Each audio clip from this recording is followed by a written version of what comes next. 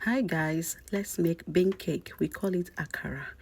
We start by washing our beans properly and removing the back or the shell, and then we wash it properly and sieve out the shell or the chaff, and then we put it in the blender with pepper and then blend and set it aside. Then we add our oil. This was the oil I used to fry my puff in the last video. So we put it in the pan and then allowed it to heat for a few minutes, and then pour the bean butter in a bowl and add some salt to it. Add enough salt because that is the only ingredient we'll be using for this akara. Then we added our onions and then some water. Remember, already we have blended these beans with the pepper, so we just added onions for more flavor, and then salt, and then you stir. You can use anything to stir. Some people use their mortar and pestle to mix this properly, but I'll be using my toner. So I added more water because I wanted it to be light and fluffy. So you keep turning and stirring. Some people can, me, I would rather advise you turn one side. Just keep turning and watch it rise, because the more you turn, the more it rises. And then watch the texture, and if it's okay for you. And then our oil is already heated here, so we'll start scooping and putting, and look at how it's forming that ball shape. Okay guys, I was using an ice cream spoon. So the ice cream scooper is what I'm using because it's helping me give it that ball shape, because I don't want to use my hands. So I used the ice cream scooper to mold my akara to the ball shape I wanted it to be.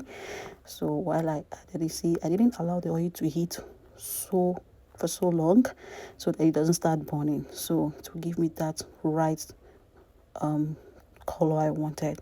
So I was scooping into the pan, and look at that. So you see that thing there, that was what helped me to push the akara, but the bean butter into the frying pan to form my akara balls. So guys, this akara, we don't need much spice for it. Salt is enough for it. There's no crayfish, there's no Maggi cube or any seasoning cube. So we just add salt, pepper and onions to give you the real akara taste. And then after that, I used a skewer. You can use your fork, you can use anything you want to use to turn your akara, but I prefer using my skewer as a village girl where I be. So so guys, I was just need to separate the akara so they don't stick together. And while I was doing that, I was watching it to make sure that it doesn't burn. So while I was watching it and then separating them so they don't stick together, and then watching for when it's turning brown. So to know that your akara is ready to be turned, you will see that the body will start turning golden brown and the upside will start swelling. Then at this point, you start turning it again. Look at the way I'm turning it.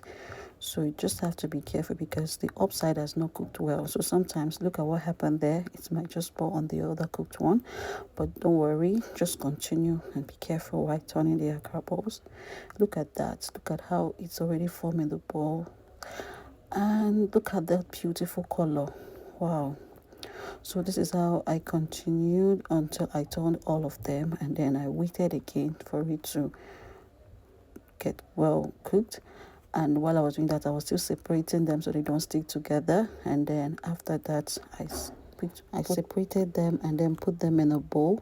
Before I put them in the bowl, I put a paper towel in there so that it will drain the oil from the akara balls, because this is a deep fried akara ball and it has a lot of oil. So to reduce the oil content, I put a paper towel there so that it could drain the oil from the akara ball. And then that's the akara, looking so nice and fluffy.